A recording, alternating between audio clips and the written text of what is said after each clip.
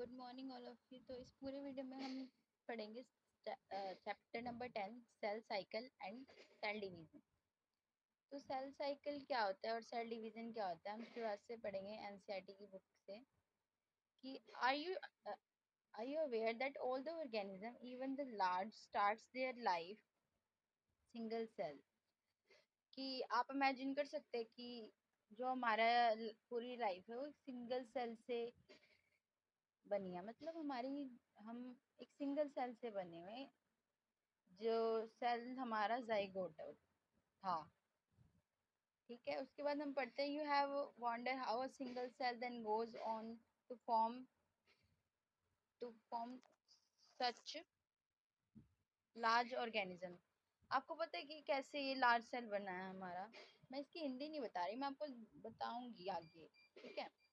तो इसमें ये क्या होता है कि एक सिंगल सेल होता है जो कि मल्टीप्लाई होते होते एक ऑर्गेनिज्म बना लेता है। उस मल्टीप्लाई होने के प्रोसेस को सेल साइकिल कहते हैं, जो कि हमारा माइटोसिस करके या म्यूसिस करके होता है, ठीक है। Growth and reproduction are the characteristics of cell. अगर जैसे कि हमारे सेल डिवाइड होते माइटोसिस म्यूसिस करके, उसकी क्या हो रही है, ग्रोथ हो रही है। और ग्रोथ कैसे हो रही है, मतलब हमारी बॉडी में हो रही है ग्रोथ उसकी। हमारी बॉडी, जैसे कि हम पहले छोटे से थे और और हमारी सेल बढ़ती गई तो हम मतलब कि फिर हम बड़े हो गए। सेल डिवाइड होने की वजह से क्या हुआ, हमारी ग्रोथ हुआ। ग्रोथ अब ग्रोथ उसी सेल वो सेल कैसे ग्रोथ कर रहा है, रिप्रोडक्शन करके या फिर माइटोसिस करके मियोसिस करके। नॉर्मल जो एनिमल होते हैं या कोई छोटा ऑर्गेनिज्म ले लो, अमोइबा अमोइबा रिप्रोडक्शन करता है, ठीक है। उसकी अलग अलग रिप्रोडक्शन टेक्निक होती है, तो रिप्रोडक्शन करके ग्रोथ करेगा। और उस ग्रोथ के प्रोसेस को हम सेल साइकिल कहते हैं। और सेल साइकिल में कितनी प्रोसेस होती है, माइटोसिस एंड मियोसिस, आगे हम पढ़ेंगे तो मैं आपको नोटबुक में बता दूंगी। Are the characteristic features of indeed of all the organism. All cell reproduce by dividing into two with each parent cell give rise to two daughter cell. Each of time they each of time they divide. मतलब वही है कि एक single cell था हमारे पास। ये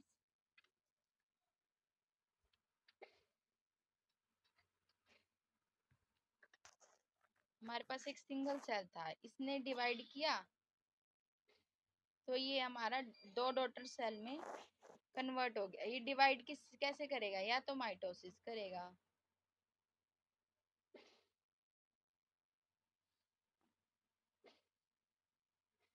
या फिर ये मियोसिस करेगा, या ये फिर मियोसिस करेगा। मैं मियोसिस लिख नहीं रही, आगे बताऊंगी आपको। There are the total cell can themselves grow and divide rise to new cells population. अब ये यहाँ से डिवाइड हुआ, ग्रोथ किया इसने रिप्रोडक्शन करके। ये ग्रोथ हुई इसकी रिप्रोडक्शन करके, तो एक से दो बना। ये डॉटर सेल है इसकी, तो ये आगे भी डिवाइड कर सकता है, ठीक है।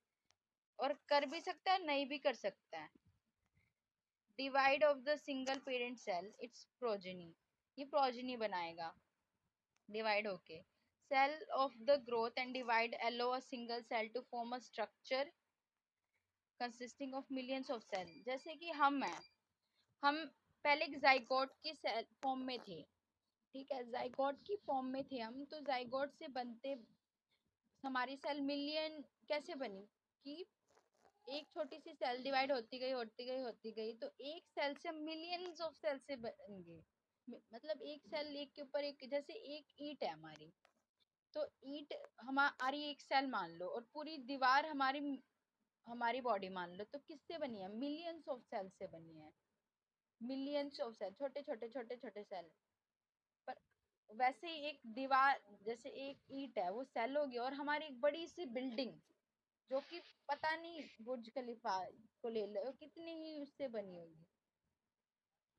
उसकी हम बात पढ़ते हैं हम सेल साइकिल। सेल साइकिल क्या होता है आगे। Cell division is a important process in the life organism.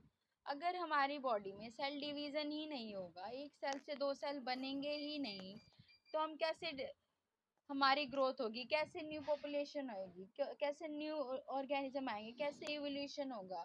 तो हमारे अंदर सेल, एक सेल से दो सेल का बनना इम्पोर्टेंट है। ठीक है, अब यहाँ पे हमें क्या लिख रखा है, ये दे रखा है हमें, ये एक थी और रेप्लिकेट होके दो बनी है, सेल डिवीजन होके दो बन गई। ठीक है, उसके बाद हम देखते हैं कि division of cell, DNA replication and cell growth also take place. DNA replication भी होती है और सेल की, मतलब कि अगर कोई सेल हमारा डिवाइड हो रहा है तो उसके अंदर का जो मटेरियल है, कि सेल के अंदर डीएनए होता है, उसके अंदर का जो डीएनए है वो भी तो दो होगा, वो भी तो डिवाइड होगा, उसको हम रेप्लिकेशन कहते हैं। Cell division and DNA replication are also growth, इनको भी हम ग्रोथ में ही लेते हैं। ठीक है, have to take place in the coordination way to ensure correct division. Formation of progeny cell consisting intact genomes, मतलब कि ये बोल रखा है take place in a coordinated, हम देखेंगे कि सेल डिवीजन कोऑर्डिनेटेड वे में होता है, कि एक सेल से दो बनेगा, ये नहीं कि एक सेल से आपकी 10 सेल ही बन रही है, एक सेल से दो, दो से तीन, तीन से चार ऐसे बनेंगे। ठीक है, कोऑर्डिनेटेड वे में है। Formation of progeny cell containing intact genomes, formation of progeny cell contact intact genomes, ये लाइन मेरे को अभी समझ में नहीं आई तो ये मैंने छोड़ दिया, मैं आपको बाद में बता दूंगी या इसमें ऐड करके डाल दूंगी। The sequence event by which a cell duplicate its genome synthesis, the other consisting of cell and event divided into two daughter cells is cell cycle. एक सेल से दो सेल का बनना, जैसे कि हम जैसे कि आप ले लो कि कोई भी एक चीज है, तो इस एमोइबा ले लो, एमोइबा जो है वो हमारा डिवाइड होके दो में टूट जाएगा, तो ये एक, ये तो एमोइबा मदर होगी और ये दो पेरेंट डॉटर सेल्स होगी। तो इसी एक से दो का बनना, एक से एक था, डिवाइड होके दो बन गया, तो ये कैसे बनेगा, सेल साइकिल से बनेगा, सेल डिवीजन होगी, और सेल डिवीजन को सेल साइकिल भी कहते हैं। Although cell growth in terms of cytoplasm increase is continuous process, मतलब कि सेल ग्रोथ में क्या होता है, सेल हमारी डिवाइड होते रहते हैं, हम ह्यूमन बींग्स हैं, हमारी सेल्स डिवाइड होते रहते हैं, बढ़ते रहते हैं, बढ़ते रहते हैं, बढ़ते रहते हैं। तो उसकी एक सेल से दो सेल बनी, दो से तीन, तीन से चार, ऐसे बनती रही, वो किस में होगा, तो हमारे एक छोटे से सेल में डीएनए होता है, और डीएनए के चारों तरफ साइटोप्लाज्म भी डिवाइड होता है, डीएनए रेप्लिकेट होता है और साइटोप्लाज्म में डिवाइड होता है, तो हमारी सेल ग्रोथ होती रहती है, तो साइटोप्लाज्म में डिवाइड होता रहता है। The replicated chromosome DNA are then distributed to daughter nuclei by a complex series of events during division. These events are themselves under genetic control, कि मतलब जो रेप्लिकेशन हो रही है हमारे क्रोमोसोम और डीएनए में, डिस्ट्रीब्यूटेड टू डॉटर न्यूक्लियाई, तो ये हमारा क्या करेगा कि न्यूक्लियाई सेल के अंदर सेल के अंदर डीएनए के आसपास के साइटोप्लाज्म, अब ये था कि सेल के अंदर हमारा डीएनए था, डीएनए के आसपास साइटोप्लाज्म, और डीएनए किस में होगा, न्यूक्लियस में होगा, किस में होगा, न्यूक्लियाई में, by a complex series of event during division. ये कॉम्प्लेक्स सीरीज होती है डिवीजन की, कि कैसे कैसे डिवाइड हो रहा है। These events are themselves under genetic control, ये जेनेटिक कंट्रोल, मतलब ये इवेंट हमारे जेनेटिक कंट्रोल में भी हेल्प करती है,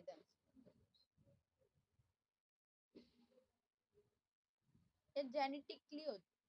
जैसे कि हमारी एक कोई सेल है वो डिवाइड हुई, तो उसकी उसकी जेनेटिक मटेरियल भी डिवाइड होंगे, तो इसमें क्या होता है कि प्रोजेनी हमारी इंक्रीज रहती है, इस अकॉर्डिंग टू दिस हमारे जेनेटिक कंट्रोल भी इसी के थ्रू होता है।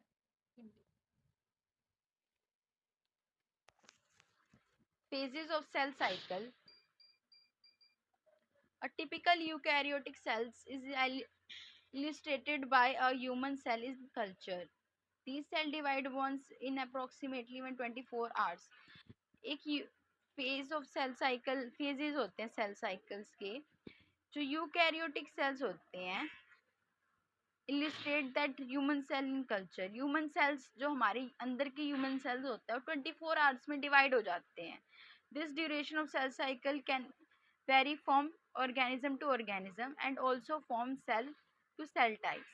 मतलब कि हम ह्यूमन बींग्स हैं, हमारे अंदर की जो छोटी सी सेल है वो 24 घंटे में डिवाइड होती रहती है.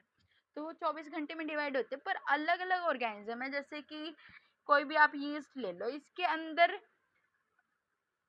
सेल टू सेल डिवाइड होती है कईयों में, और कईयों में ऑर्गेनिज्म टू ऑर्गेनिज्म डेवलप होते हैं. तो यीस्ट जो हमारा है उसके अंदर 90 मिनट में सेल डिवाइड हो जाती है, और हमारे अंदर 24 आवर्स में होती है थ्रू द. अब आप खुद सोचो कि अगर हमारे अंदर 90 मिनट में होते तो अभी तक तो हम पता नहीं कितना हमारे अंदर कितनी ही डेवलपमेंट हो गई होती, कितनी ही ग्रोथ हो गई होती हमारी, बट हमारे अंदर इतनी तेजी से नहीं होती. और यीस्ट को ले लो. अब यीस्ट अगर हम किसी आटे को रात भर छोड़ दें तो वो रात भर में डिवाइड हो जाएंगे. 90 मिनट्स डिवाइड होते होते और वो आपको गिलगिला सा बना देंगे. तो वो क्या हुई, डिवाइड हुई. ये ब्रेड में लगा लो, तो जैसे ब्रेड में यीस्ट होती है, और अगर आप आटे में दोगे तो उसमें भी उसकी भी ऑर्गेनिज्म बहुत जल्दी डिवाइड होते हैं. Cell cycle is divided into 2 basic phases. Cell cycle हमारे 2 बेसिक फेजेस में चलता है, एक इंटरफेज होता है, एक एम फेज होता है. तो हम डायग्राम के थ्रू मैं आपको बताऊंगी. ये यहाँ से हटा दे. डायग्राम में आपको दिख रहा है G naught phase, G naught phase, S phase, G2 phase, और ये है एम फेज. तो इस पूरे फेज को हम क्या कहेंगे, इंटरफेज, और इस फेज को हम कहेंगे एम फेज. तो G1 फेज जो होता है, यहाँ पे जी नोट फेज भी है. G1 फेज होता है वो 8 से 12 आवर्स तक का होता है. ये 6 से 8 एस फेज होता है जिसमें डीएनए रेप्लिकेट करता है, वो 6 से 8 आवर्स तक होता है. और जो G2 फेज होता है जिसमें जिस जो हमारा 3 से 4 आवर तक का होता है. और जो एम फेज है, हम ऐसे याद कर सकते हैं ये एम फेज वाले को कंसेप्ट को, कि एम जैसे कि पीएम से आप ये हो जाएगा प्रोफेज, मेटाफेज, उसके बाद 2 ही रह जाएंगे जो हमारा एनाफेज और टीलोफेज. टीलोफेज सबसे आखिरी का फेज होता है. उसके बाद साइटोकाइनेसिस, वही कि हमारी लास्ट में जी नोट फेज जो होता है. इसमें अगर आप इसमें हमारा सेल में भी डिवाइड भी हो सकता है और डिवाइड नहीं भी हो सकता है, बट मोस्टली तो इसमें डिवाइड नहीं होता, कुछ कंडीशंस में डिवाइड हो जाता है. मतलब सेल साइकिल वापस चल जाती है, डिवाइड नहीं होता.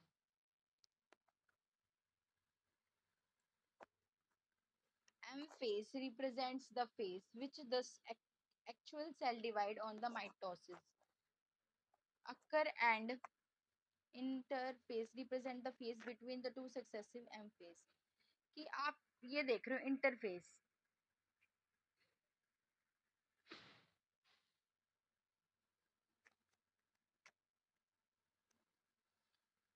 एम फेज क्या होता है हमारा, जहाँ पे एक्चुअल सेल डिवाइड होता है, ठीक है, माइटोसिस के through occur. And the interphase the phase between two successive M phase. Interphase क्या होता है, टू एम फेज के बीच, 2 एम फेज के बीच में क्या होता है, इंटरफेज होता है.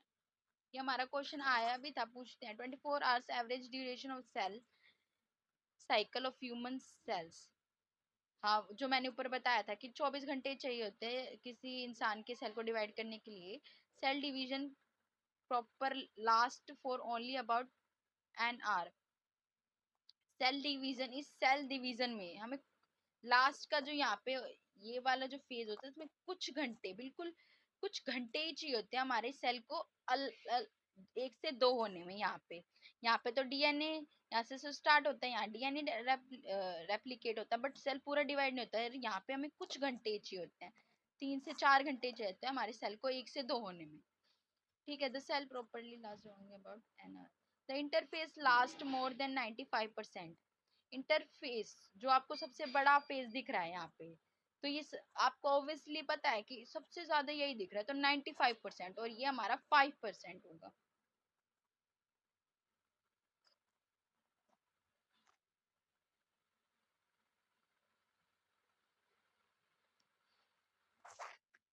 M phase starts when the nuclear division corresponding to separation of daughter cell। अब हमारा न्यूक्लियाई है, न्यूक्लियाई की डिवाइड होने को ही हमें कहते हैं कैरियोकाइनेसिस, और साइटोप्लाज्म को की डिवाइड होने को कहते हैं cytokinesis. Interface throws called resting phase. Interface को रेस्टिंग फेज भी कहते हैं।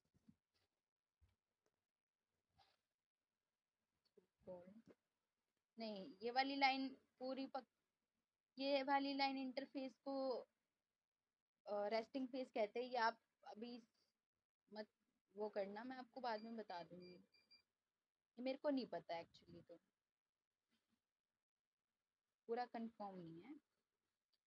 In the time during which the cell is prepared for division by under both cell growth and the DNA replication order manner, the interface is divided into three further phases। Interface वापस से 3 phases में divide होता है, G1 phase, S phase and G2 phase, जो कि मैंने आपको ऊपर हाथ से करके दिखाया है कि S फेज में डीएनए, और ये जो कि डीएनए रेप्लिकेट होता है जिसमें 6 से 8 आवर लगते हैं, और G2 फेज में हमारा सेल कुछ घंटों में ही डिवाइड हो जाता है, 1 से 2 हो जाता है, दिखने लग जाता है कि 1 से 2 हो गया।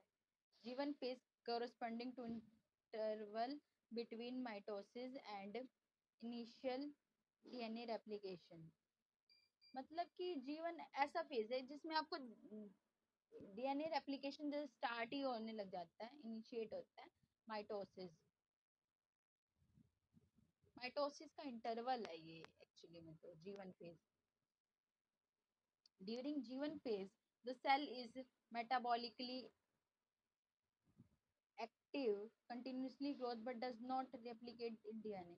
जीवन फेज में हमारा जो सेल है वो मेटाबॉलिकली अंदर ही अंदर हिलने लगेगा रेप्लिकेट होने के लिए, बट डीएनए हमारा रेप्लिकेट नहीं होगा।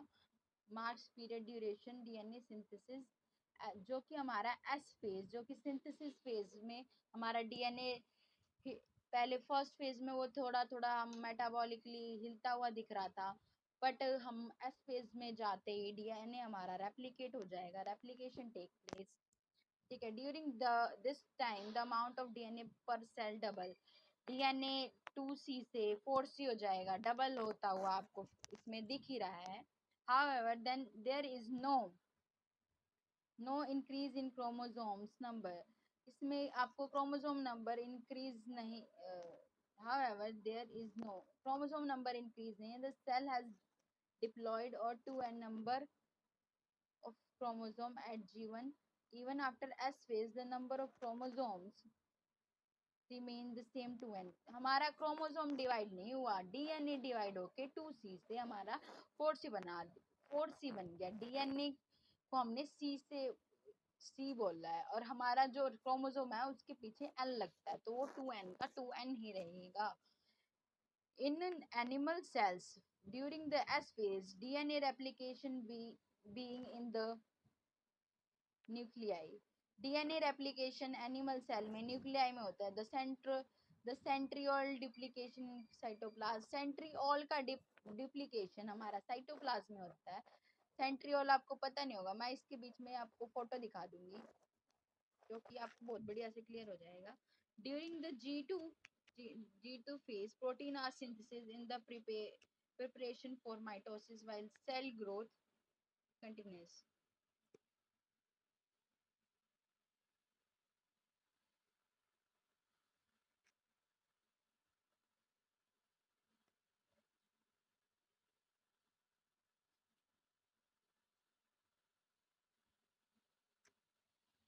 During the G two phase में प्रोटीन सिंथेसिस होने लगती है, mitosis, while cell growth continues ये हमारी some cells in the adult animal do not appear to exhibit division। कुछ सेल्स ऐसे होते हैं जिनमें डिवीजन नहीं होती। जीनोट को हम क्वेश्चन फेज भी कहते हैं। हार्ट सेल एक से दो नहीं बनती हैं। And many other sales divide only occurrence as needed to the replicate cell। और सेल डिवाइड हो जाती हैं have been lost because injury और cell death.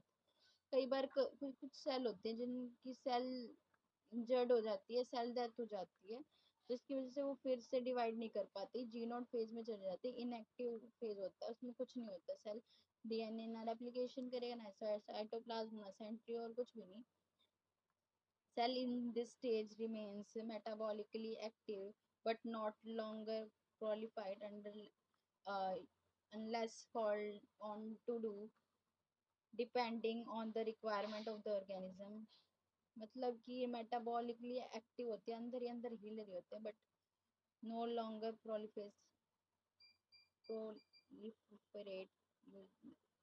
you unless called do not depends on the requirement of organism। ये replicate नहीं हो पाती। Mitosis cell divide in only seen in the diploid somatic cell.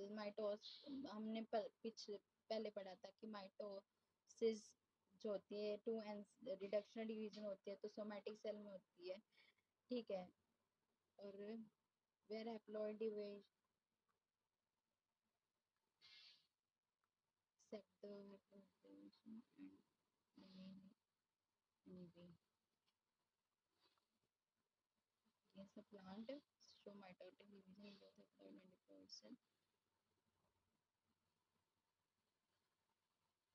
Plant and mitosis.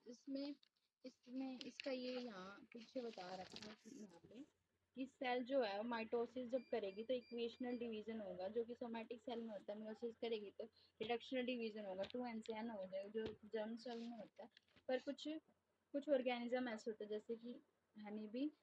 तो honey bee जो mail honey bee होती है, इसके अंदर सेल डिवाइड ये वापस रिप्रोड्यूस नहीं कर पाती, जिसकी वजह से रिप्रोड्यूस नहीं कर पाती, जिसकी वजह से मतलब कि ये सिर्फ वर्कर बीज होती है, काम करवाने में मदद करती हैं। और जब इनका काम खत्म मतलब कि इनका काम खत्म हो जाता है तो ये मर जाती है, ये रिप्रोड्यूस नहीं करवा पाती। जो क्वीन हनी भी होती है वो मतलब कि वो जो क्वीन हनी भी होती है वो रिप्रोड्यूस फादर हनी बी से नहीं करती, जब ग्रैंड फादर हनी बी से करती है, जिसकी वजह से जो हमारा जो आगे के हनी बीज में ग्रोथ होती है, मेल हनी बी जो होता है वो हमारा अनफर्टाइल होता है।